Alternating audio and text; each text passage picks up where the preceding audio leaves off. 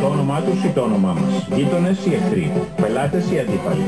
Να τα βρούμε ή να τα σπάσουμε μαζί τους. Πουθενά η συζήτηση δεν είναι πιο έντονη από όσο στην παραλία της Κατερίνης. Εδώ η τουριστική περίοδος βασίζεται κυρίως σε 15.000 Σκοπιανούς και Σέρβους επισκέπτες που κάθε χρόνο κατακτήσουν την περιοχή. Αδέρφοι, δεν έχουμε να χωρίσουμε απολύτως τίποτε. Και εγώ τους λέω Σκοπιανούς. Ποτέ δεν τους είπα Μακεδόνες. Προσέβονται. Ο Γιώργος Ραβίδης είναι ξενοδόχος.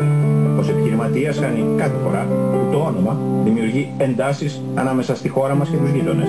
Προχτές κιόλας μου στείλανε αυτό το φάξ που βλέπετε εδώ πέρα και μου λένε ότι αναφέρονται στη γυναίκα μου, κυρία Ρούλη, συγγνώμη γιατί δεν μας αφήνουν από το τελωνείο να περάσουμε. Από τα Σκόπια πελάτης είναι και κρίσανε 4 σούιτες. Και ρωτάω εγώ τον κάθε πολιτικό, θα μου πληρώσει αυτός τις επιταγές μου?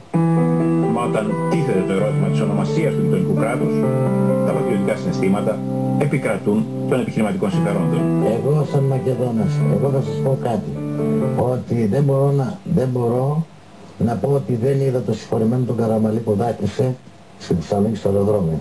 Δεν πουλιά την Μακεδονία. Μία είναι. Αυτά. Παρακάτω.